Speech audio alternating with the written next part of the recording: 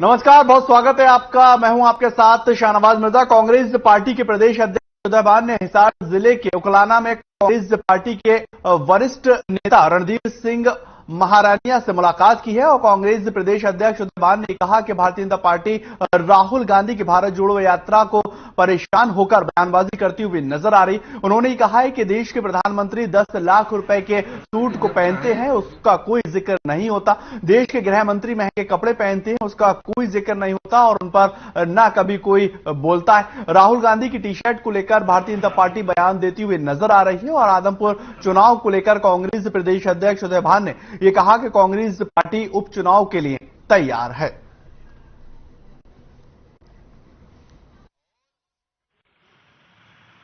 राहुल गांधी ने जब से भारत जोड़ो यात्रा शुरू की है, बीजेपी पूरी तरह से बौखाई हुई। क्या अनाप शनाप आरोप कितने चीख चीख पे चिल्लाती है वो स्मृति ईरानी, जो इनकी कैबिनेट मंत्री है, वो कहती है कि वो मठ में नहीं गई। मठ में गया क्योंकि 40,000 की टी शर्ट पहन ली। ये बताओ ना, प्रधानमंत्री कितने की पहनता है? वो 10-10 लाख के सूट पहनता है, 1.5 लाख के पुष्पा पहनते हैं, एक दिन में 5-5, 6-6 बार ड्रेस चेंज करते हैं। एक ड्रेस जो पहन लो दोबारा नहीं पहनते। अमित शाह जो है कितने कितने के ये महंगे कपड़े पहनते हैं। इनेलो नेता अभय चौटाला ने प्रदेश की भारतीय जनता पार्टी और जेजेपी सरकार के ऊपर निशाना साधा है। अभय चौटाला ने कहा है कि फतेहाबाद की सम्मान रैली देश में थर्ड फ्रंट की नींव डालती हुई नजर आएगी और अभय चौटाला ने आगे कहा कि भारतीय जनता पार्टी और जेजेपी नेताओं की फाइल बीजेपी तैयार करती हुई नजर आ रही। जेजेपी नेता भी जेल में जाते हुए नजर आएंगे और अभय चौटाला ने कहा कि जेजेपी नेता अजय चौटाला को चौधरी ओम प्रकाश चौटाला से माफी मांगनी चाहिए और दिग्विजय और दुष्यंत भी अजय चौटाला का वही हाल करेंगे जो अजय चौटाला ने ओम प्रकाश चौटाला के साथ किया है। अभय चौटाला ने कहा कि जेजेपी चौधरी देवीलाल के पद चिन्हों पर चलने की बात करती है, लेकिन उनमें देवीलाल के सम्मान की रैली करने का दम नहीं। अभय चौटाला ने कहा कि जेजेपी और इनेलो में मिलाप का फैसला ओम प्रकाश चौटाला करेंगे और इस दौरान अभय चौटाला ने पूर्व मुख्यमंत्री और कांग्रेस नेता भूपेंद्र सिंह हुड्डा पर भी निशाना साधा है। अभय ने कहा है कि हुड्डा कांग्रेस को खत्म करने में लगे हुए हैं। मांग लो, चौटाला साहब फैसला कर लेंगे, माफ कर। मैं एक बात कहता हूं, वो चोर है। वो ये मुझे कहे कि आपने भी चोर क्यों कह दिया, माफी मांगो, तो सारा देश कह रहा है चोर है। मैं अकेला कह रहा हूं, किस लिए माफी मांगू मैं? अजय सिंह अपने बाप से माफी मांगो। और कल को जो अजय सिंह ने चौटाला साहब के साथ किया है, ये लड़के अजय सिंह के साथ वो का वो करेंगे। ये भी आज की तारीख में कि जिस ढंग से बीजेपी ने पोस्ट ट्रेडिंग करी है, बड़ी हुई सरकारों को तोड़ने का काम किया। लोग भूलते नहीं है किसी चीज को। कर्नाटक की गवर्नमेंट तोड़ी, यहाँ की आपके मध्य प्रदेश की गवर्नमेंट तोड़ी, गोवा की गवर्नमेंट तोड़ी, उसके बाद आपके राजस्थान में गवर्नमेंट को तोड़ने का प्रयास किया गया। चाहे किसी भी पार्टी की सरकार बनी हो, लोगों ने इनके खिलाफ एक मैंडेट दिया था, लोगों ने वहां अपनी लोकप्रिय सरकार चुनी थी, लेकिन इन्होंने पैसे के जोर पे सरकार को तोड़ने का काम किया। आज उस चीज को लेकर के भी लोगों में बहुत बड़ी एक चर्चा है कि हर सरकार को पैसों के बलबूते पे कहीं ना कहीं लोगों का ईमान खरीदना चाहता है। प्रयास बहादुरगढ़ के अंदर 29 सितंबर को आरक्षण के लिए लकी ड्रॉ जो है वो निकाला जाएगा और आपको ये बताएं कि प्रदेश सरकार ने पंचायती चुनाव के लिए 29 सितंबर तक आरक्षण के लिए ड्रॉ करवाने का पत्र जो है वो जारी कर दिया है और उसके बाद अब हर ब्लॉक में आरक्षण प्रक्रिया पूरी करने का काम शुरू होगा। आपको जानकारी दें कि बीसीए के लिए कुल पदों का 8% आरक्षण दिया जाना है। हालांकि बहादुरगढ़ में 44 ग्राम पंचायतें हैं जिनमें एससी वर्ग के लिए 9 ग्राम पंचायतें रिजर्व की जाएंगी और 35 ग्राम पंचायतों में से बीसीए की सबसे ज्यादा आबादी वाली 12 पंचायतों का चयन किया जाना है। फिलहाल 12 में से 4 ग्राम पंचायतों को ड्रा के जरिए बीसीए वर्ग के लिए आरक्षित किया जाएगा और इसी दौरान पंचायत के अधिकारी राजा राम ने बताया है कि बहादुरगढ़ में 44 ग्राम पंचायतें हैं और 30 पंचायतें समितियां वार्ड हैं। आपको बताएं 5 वार्ड जिला परिषद के हैं और इसी के लिए 201 बूथ बनाए गए हैं और 1,55,657 मतदाता अपने मत का इस्तेमाल करते हुए नजर आएंगे। की प्रक्रिया शुरू कर दी गई है। सरकार से BCA के लिए डाटा आ गया है और सरकार के आदेशानुसार 1 सप्ताह का नोटिस देकर BCA के आरक्षण की प्रक्रिया पूरी कर ली जाएगी।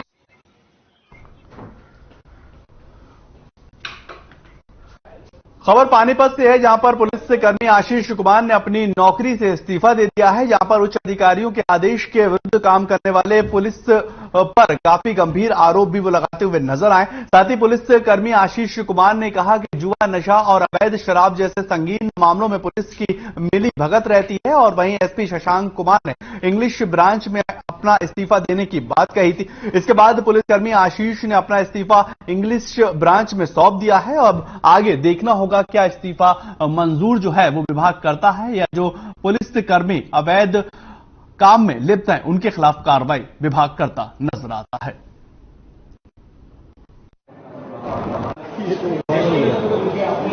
मुझे लानत है, मैं पुलिस में होते हुए ऐसे अवैध कार्य को नहीं रोक पाऊंगा, तो इसलिए अगर मैंने मुझे मेरी मदद इसमें नहीं की जा रही। लगातार 3 दिन रेड करके 19, 20, 21 को नशे को भी पकड़ा, जुआ खेलते हुए को भी पकड़ा, शराब को भी पकड़ा। उल्टा ही तहसील कैंप पुलिस वाले ने आके उनको भागने में मदद की।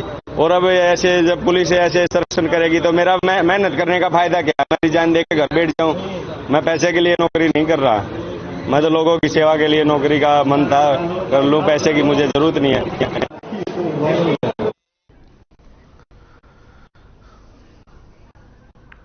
तो वहीं पर फरीदाबाद में बदमाशों का आतंक दिन प्रतिदिन लगातार बढ़ता ही जा रहा है और फरीदाबाद के सेक्टर 55 में दिन दहाड़े 3 नकाबपोश बदमाश घर में घुसते हुए नजर आए और उन्होंने चाकू के नोक पर 2 महिलाओं से उनके जेवर और नकदी की लूट की वारदात को अंजाम दिया है। घर के आसपास में लगे CCTV कैमरों में बदमाश घुसते हुए दिखाई दे रहे हैं और महिला ने घटना के बाद पुलिस को जानकारी दी। इसके बाद पुलिस ने मामले को दर्ज किया है। बदमाशों की तलाश पुलिस लगातार कर रही है। सेक्टर 55 पुलिस चौकी इंचार्ज रणधीर सिंह ने बताया है कि CCTV की मदद से बदमाशों की पहचान की जा रही है और जल्दी आरोपियों को गिरफ्तार कर लिया जाएगा।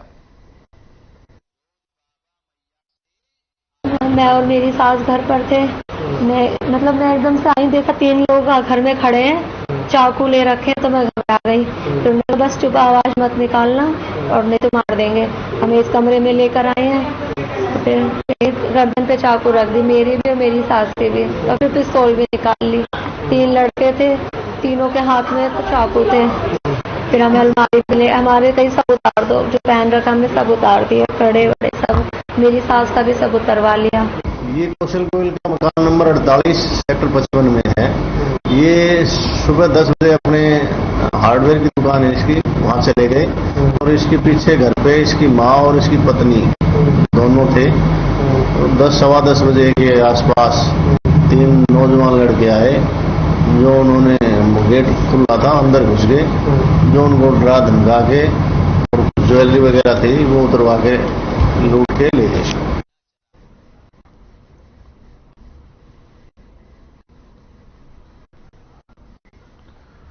चलिए छोटा सा ब्रेक, जल्द हाजिर होते हैं।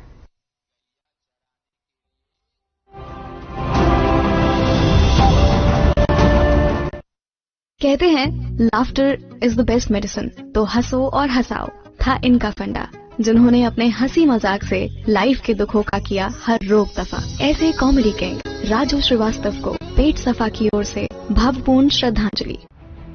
पंचायत चुनाव पर विपक्ष के सवाल, चुनाव टालने पर हो रहा बवाल, विपक्ष के वार पर बीजेपी का पलटवार, दिवाली से पहले चुनाव कराने को तैयार। देखिए मसला रात 8 बजे। मेरे जैसा कोई दूसरा चुलबुलापन जिसकी हर बात में भूल जाए, जिंदगी में रंग भर दे। मेरी जैसी मेरी अपनी पताका चाय, गजब का स्वाद। देखें कौन नया खिलाड़ी आया है, समझा देते हैं, प्यार से समझाएंगे।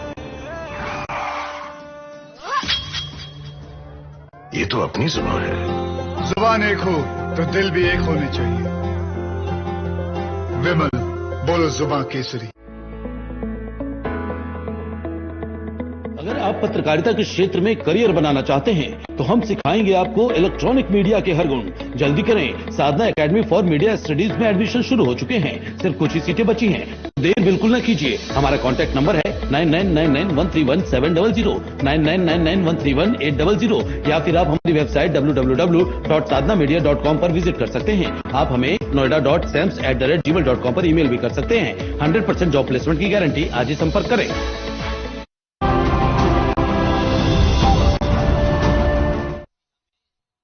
ब्रेक के बाद आपका स्वागत है। आगे बढ़ेंगे, बात करेंगे। सीएम फ्लाइंग की टीम लगातार एक्शन मोड में नजर आ रही है और बहादुरगढ़ के अंदर भी सीएम फ्लाइंग की टीम ने एक बड़ी कार्रवाई की है। टीम ने जीएसटी चोरी करने वाले और ओवरलोडेड 7 वाहनों के ऊपर शिकंजा कसा है और साथ ही ओवरलोडेड हाईवे को भी जो है इंपाउंड किया गया है। आपको बताएं, ओवरलोडेड वाहनों पर 3,16,000 रुपए का जुर्माना लगाया गया है और साथ ही साथ सीएम फ्लाइंग की टीम के साथ सेल टैक्स विभाग और आरटीओ विभाग के अधिकारी भी मौजूद रहे हैं।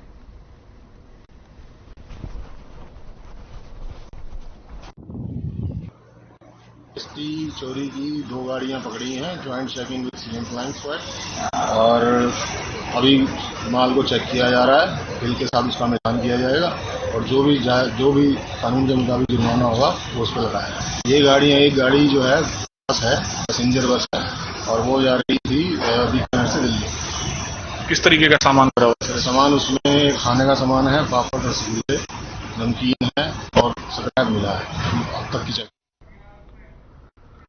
हांसी में नगर परिषद कार्यालय में गुरुवार सुबह सीएम फ्लाइंग ने छापेमारी की है और इसी दौरान कार्यालय के पुराने रिकॉर्ड और अधिकारी कर्मचारियों की हाजिरी चेक की गई है। हांसी नगर परिषद कार्यालय में जैसे ही सीएम फ्लाइंग की टीम पहुंची, वैसे ही कार्यालय में अफरा तफरी का माहौल मचता हुआ नजर आया। इस दौरान काफी संख्या में लोग भी अपने कामों को लेकर नगर परिषद में पहुंचते हुए नजर आए और सीएम फ्लाइंग की टीम ने सभी अधिकारियों को एक बंद कमरे में बैठाकर काफी समय तक पूछताछ की। हालांकि सीएम फ्लाइंग की टीम को नगर परिषद में कोई भी खामी नहीं मिली है।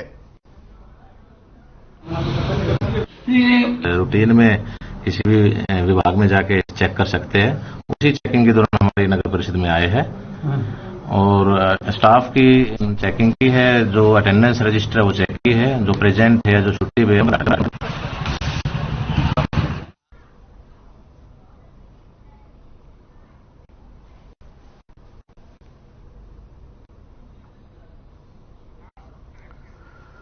तो वहीं पर चरखी दादरी जिले के समस्तपुर गांव में कार्यकर्ता सम्मेलन का आयोजन जो है वो किया गया है और आयोजन के दौरान जो है चरखी दादरी जिले के समस्तपुर गांव में यह आयोजन हुआ। इसमें केंद्रीय मंत्री राव इंद्रजीत सिंह ने मुख्य अतिथि के रूप में शिरकत की है और राव इंद्रजीत सिंह के साथ भिवानी महेंद्रगढ़ लोकसभा सांसद चौधरी धर्मवीर सिंह और मंत्री ओम प्रकाश यादव और विधायक बिमला कार्यकर्ताओं समेत सम्मेलन में मौजूद रहे और इसी अवसर पर राव इंद्रजीत सिंह ने समस्तपुर जल घर का निरीक्षण भी किया और स्वास्थ्य विभाग के अधिकारियों को पानी की समस्या का जल्द समाधान करने के दिशा निर्देश दिए गए हैं। और राव इंद्रजीत सिंह ने कांग्रेस की भारत जोड़ो यात्रा के बारे में कहा कि कांग्रेस पार्टी अवसर तलाशती हुई नजर आ रही है, लेकिन जनता उनको नकार चुकी है।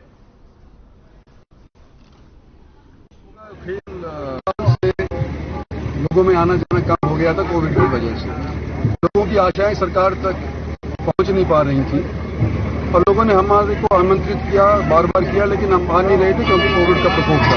आज लोगों के बुलावे में यहाँ पे आए, लोगों की समस्याएं सुनी हैं और पानी की सबसे भारी जो समस्या है उसका हल निकालने के लिए हम आज के बाद क्या या सरहद के ऊपर शहीद हुआ है, उसके लिए कोई बंदोबस्त नहीं था, उसका नाम कहीं दर्ज किया नहीं गया था।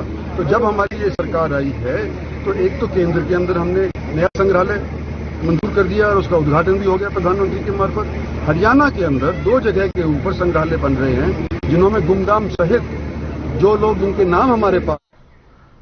अंबाला में भारतीय किसान यूनियन ने एक बैठक का आयोजन किया है और बैठक में सरकार से जल्द फसल खरीद के साथ ही आढ़तियों की मांगों को लेकर मंडी को शुरू करवाने की मांग भी रखी गई। बैठक में किसानों ने कहा कि अगर उनकी मांगे नहीं मानी गई तो सरकार के खिलाफ आंदोलन करते हुए किसान नजर आएंगे।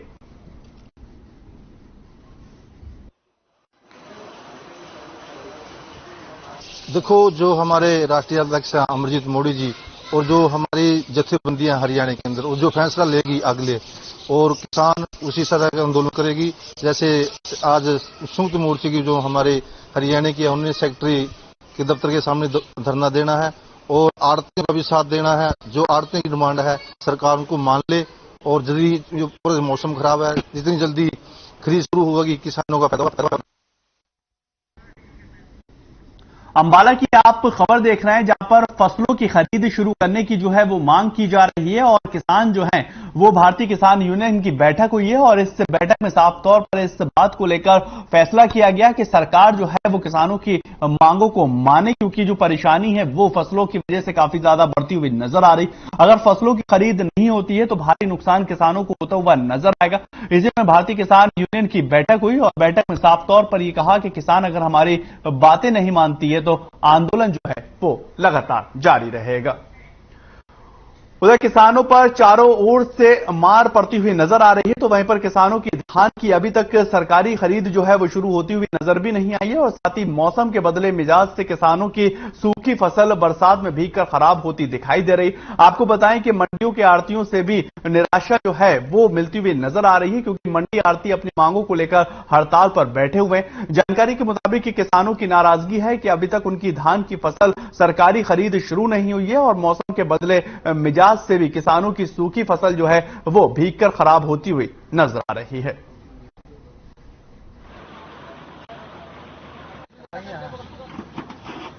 3 एकड़ की दवा ना और 3 दिन यहाँ पड़े। क्या कारण है, क्यों पड़े आप यहाँ? सरकार खरीद भी कर दी और कहाँ ले जाए, कहाँ गिरा सरकार खरीद कराई चाहिए, यहाँ नुकसान उठागा। नुकसान सारी नुकसान हो रहा है। क्यों हो रहा है नुकसान? क्यों हो रहा है जी? खरीदते सूखी थी भरी हिंदी तो अपना हम अपने घर चले 3 दिन हो गए मन पड़े नहीं यार। इन्हीं की हड़ताल पीछे नहीं बिक रही, उनको बिको जल्दी कल सूखी फिर दोबारा फिर बिक जाएगी। तो नुकसान खेत में तो हो रहा है बरसात की वजह से। मंडी के अंदर भी ढेर लगे पड़े हैं, नीचे पानी का सूखे माल के अंदर, वो फिर नुकसान होएगा। दोबारा सुखानी पड़ेगी, दोबारा मजदूरियां पड़ेंगी किसानों की। ऐसे माल भरा नहीं जाएगा, वो खराब हो जाएगा, वजन भी। तो वहीं पर बैंक का लोन न चुकाने पर डिफॉल्टर घोषित हुए Mahavir group of institute Ambala को सील करने के लिए बैंक कर्मचारी और तहसीलदार के साथ साथ पुलिस प्रशासन की संयुक्त टीम जो है वो पहुंचती हुई नजर आई। बच्चों की परीक्षा को देखते हुए सीलिंग की कार्रवाई जो है पूरी नहीं की गई है और कॉलेज को 6 तारीख तक का समय दिया गया। मामले में जानकारी देते हुए अंबाला तहसीलदार मनीष यादव ने बताया कि कॉलेज ने बैंक से 2011 में लोन दे रखा था और इसके बाद डिफॉल्टर उनको घोषित किया गया। पहले कोरोना की वजह से कोई भी कार्रवाई नहीं की पाई थी और कॉलेज में मौजूदा छात्रों ने बताया कि आने वाले 6 और 4 तारीखों को उनका एग्जाम है और कॉलेज और हॉस्टल खाली करने के आदेश अभी दिए गए हैं और ऐसे में काफी दिक्कत होती हुई नजर आएगी और ताकि उनकी पढ़ाई में कोई भी नुकसान ना हो इसको लेकर अभी कॉलेज के साथ कोई भी जो जिसमें बैंक को कब्जा दिया जाना था। पंजाब एंड सिंध बैंक के अथोराइज ऑफिसर्स हमारे पास आए हुए और चूंकि अभी इसमें बच्चे हैं और 4 से 6 तारीख के बीच में उनके एग्जाम्स हैं तो उनके एडमिट कार्ड्स और जो भी नेसेसरी डॉक्यूमेंट्स हैं वो दिए जाने हैं। तो प्रशासन को बच्चों की तरफ से भी और मैनेजमेंट की तरफ से भी रिक्वेस्ट मिली थी। हालांकि हम ये इसका मामला हाई कोर्ट में भी लंबित है कब्जे दिए जाने को लेकर। यहाँ पे हमें मतलब कि हम सुबह कॉलेज के लिए रेडी हुए थे तो सर कहते थे कॉलेज नहीं जाना, आज फोन आया था सर का तो हम बैठ गए भाई हाँ कोई सरकारी छुट्टी वगैरह की वजह से होगी छुट्टी। जो डे स्कॉलर बच्चा है वो भी बाहर कर दिए। तो फिर थोड़ी देर में सर कॉल करके ये कहते हैं कि अपने सामान उठाओ और बाहर चलो, अपने घर जाओ, कॉलेज से बाहर निकलो। अब हम हॉस्टलर्स हैं, इतनी दूर से हैं, अब हम जा सकते हैं। अब हमने कहा सर को भी हमारे पेरेंट्स से बात कर लो आप, अगर हमारे पेरेंट्स कहते हैं भाई बच्चे घर आ जाओ तो हम घर चले जाएंगे। अब बारिश का मौसम है, हम कहीं ऐसे थोड़ी ना जा सकते बिना पेरेंट्स की परमिशन के। तो सर कहते हैं मैं नहीं करूंगा पेरेंट्स से बात किसी की, तुम जाना है तुम्हें जाओ। अब ऐसे नहीं निकल सकते सर।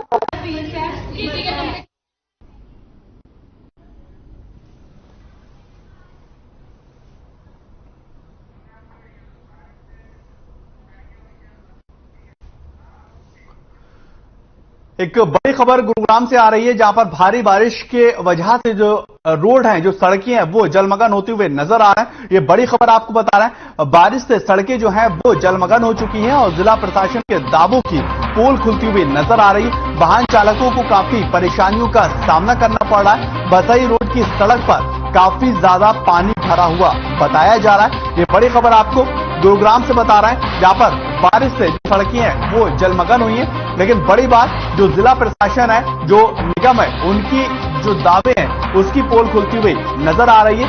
बसई रोड के पास से काफी ज्यादा पानी जो है वो भरा हुआ। तस्वीरें आप देखिए, ये गुरुग्राम की तस्वीरें आपको दिखा रहे हैं, जहां पर काफी ज्यादा पानी जो है वो भरे होने की वजह से लोगों को, ये देखिए गुड़गांव के सेक्टर 31 के हालात, दुकानों के अंदर पानी जाने को हो रहा है, ये मार्केट के हालात।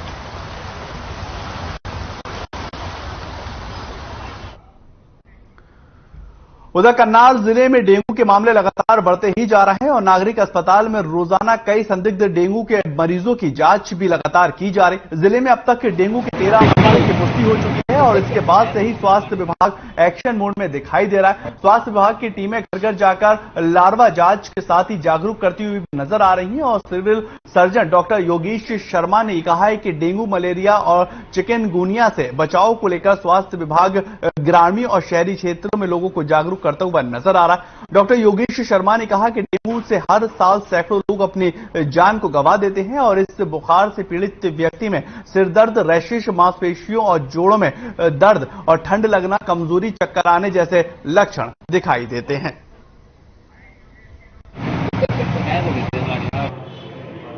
स्वास्थ्य विभाग डेंगू को लेकर अपनी तरफ पूरी तरह से अलर्ट है और करनाल में अभी तक आज टोटल 13 मामले अभी तक सामने आए हैं, परंतु अभी स्थिति जो है वो कंट्रोल में है। लेकिन क्योंकि अभी बारिश हुई है और इसमें स्पॉट आने का अंदेशा है, तो इसके बारे में सभी जो कंसर्न्ड अथॉरिटीज़ हैं उनको बार बार हम मीटिंग लेके उनको इसके बारे में अवेयर करने का हम कार्य कर रहे हैं। IMA के साथ भी हमने कल मीटिंग करके उनको इसके बारे में बताया था। इसके अतिरिक्त हमने करनाल को जो है वो 7 सेक्टर्स में बांटा है। एक हर सेक्टर का जो इंचार्ज है वो मेडिकल ऑफिसर है और अन्य टीम मेंबर्स हैं जो लार्विसाइडल सारे एक्टिविटीज में भाग ले रहे हैं।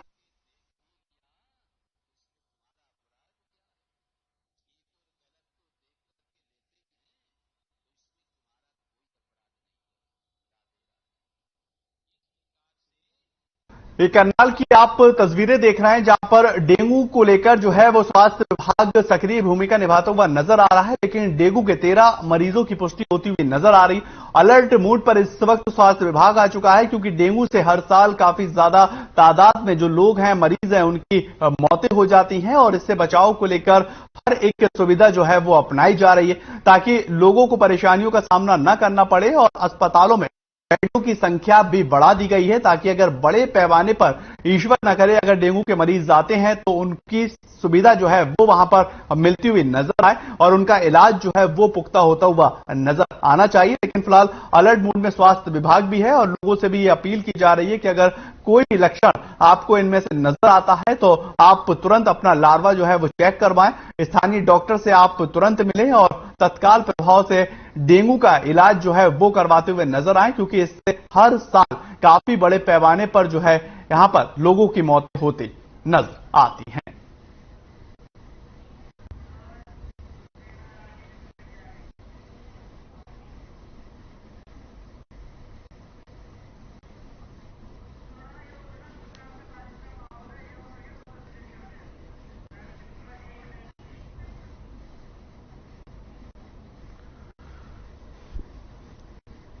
अलर्ट मोड में इस वक्त स्वास्थ्य विभाग जो है वो करनाल में और साथ ही साथ पूरे हरियाणा में दिखाई दे रहा है, ताकि डेंगू के जो मरीज हैं वो बड़े पैमाने पर ना बढ़े और लोगों की जो जान है वो जाती हुई नजर नहीं आनी चाहिए और उससे रोकथाम होना चाहिए। वहीं पर झमाझम बारिश ने मौसम का मिजाज तो बदल दिया है, लेकिन इस बारिश ने प्रशासन के दावों की भी पोल खोलकर रख दी। आपको 2 तस्वीरें जो हैं वो दिखा रहे हैं। पहली तस्वीर ये साइबर सिटी का है, आप हाल देख सकते हैं किस तरह से जलमग्न ये तस्वीरें हो रही हैं और स्मार्ट सिटी का हाल जो है वो भी आपके सामने है। लोगों को कितनी परेशानियों का सामना करना पड़ रहा है, लेकिन बड़ी बात यहां पर यह है कि बारिश होने के बाद जो प्रशासन के दावे होते हैं, निगम के जो दावे होते हैं, उनकी दरअसल ये तस्वीरें आप टीवी स्क्रीन पर देख रहे हैं, उनकी हकीकत जो है वो टीवी स्क्रीन पर देख रहे हैं। निकासी का कोई भी साधन जो है वो हर बार की तरह इस बार भी होता हुआ नजर नहीं आ रहा। बच्चों की बसें हो या फिर ऑटो या टैक्सी, काफी लोगों को काफी ज्यादा दिक्कतों का सामना करना पड़ रहा।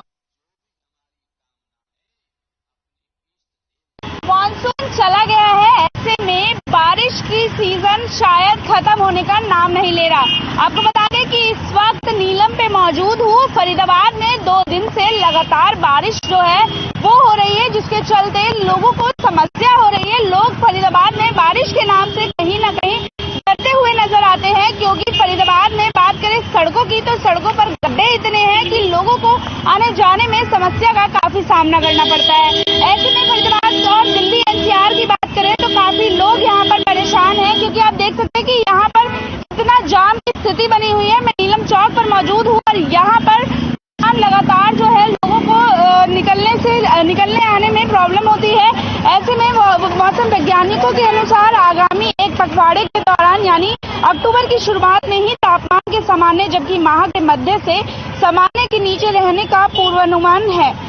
ठीक ठाक सर्दी के लिए अभी नवंबर का इंतजार करना होगा। 1-2 दिन में शुरू हो जाएगी मानसून की विदाई। फरीदाबाद में जगह जगह जल भराव हो चुका है। ऐसे में लोगों को काफी समस्या हो रही है। बात करें फरीदाबाद की तो फरीदाबाद में सभी जगह आपको जल भराव देखने को मिलेगा। जगह जगह पानी भर चुका है। कॉलोनी से लेकर सेक्टर एरिया में पानी भर चुका है। लोगों को काफी समस्या हो रही है। आप मेरे पीछे देख सकते हैं जाम की स्थिति कितनी बनी हुई है। लोगों को आने जाने में इतनी समस्या हो रही है।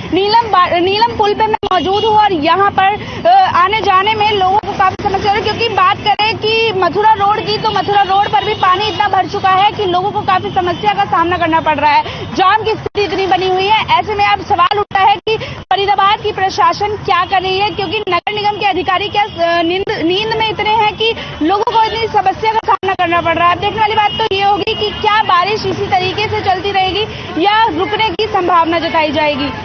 फरीदाबाद से गौरी शर्मा की हर खबर हरियाणा। चलिए फिलहाल इस बुलेटिन में इतना ही। नमस्कार।